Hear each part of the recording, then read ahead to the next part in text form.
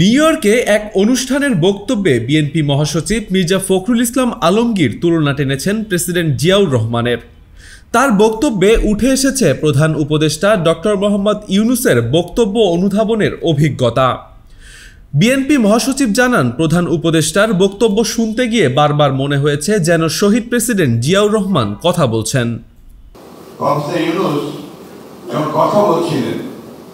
আমার বারবার করে মনে হচ্ছিল যে আমি এই দেশের স্বাধীনতার ঘোষক শহীদ প্রেসিডেন্ট জিয়াউর রহমানের কথা। এ মন্তব্য এসেছে এনআরবি কানেক্ট ডে শীর্ষক এক অনুষ্ঠানে। এর আগে যুক্তরাষ্ট্র বাংলাদেশ বিজনেস রাউন্ড টেবিলেও অধ্যাপক ইউনূসের ভাষণ নিয়েও স্মৃতিচারণ করেন মির্জা ফখরুল। ওয়ালটন এখন দেশের সীমানা পেরিয়ে পৌঁছে গিয়েছে 50টিরও বেশি দেশে। ওয়ালটন, ঘরে ঘরে, বিশ্বজুড়ে। ফখরুলের মতে মেজর জিয়ার স্বপ্ন ছিল গণতান্ত্রিক, সমৃদ্ধ এবং দুর্নীতিমুক্ত বাংলাদেশ। সেই সুরই মিলেছে ডক্টর ইউনূসের বক্তব্যে।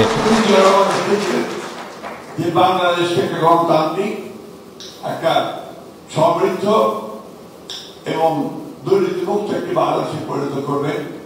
তার সমস্ত কথাগুলো সেই সময় প্রফেসর ইউনূসের কথা থেকে বেরিয়ে আসছিল। জুলাই আন্দোলন প্রসঙ্গেও কথা বলেন মির্জা ফখরুল। তিনি জানান, বাংলাদেশের মানুষ যোদ্ধা, সংগ্রামী তাদের স্বভাব। সংগ্রামে বাংলাদেশের মানুষ ঐক্যবদ্ধ হয়ে একসাথে লড়াই করতে জানে।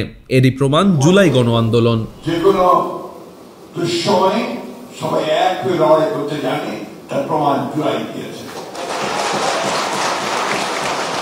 উল্লেখ্য, জাতিসংঘের ৮০তম সাধারণ পরিষদের অধিবেশনে যোগ দিতে নিউ ইয়র্কে অবস্থান করছেন প্রধান উপদেষ্টা ডক্টর মোহাম্মদ ইউনূস ও ৬ রাজনৈতিক নেতা।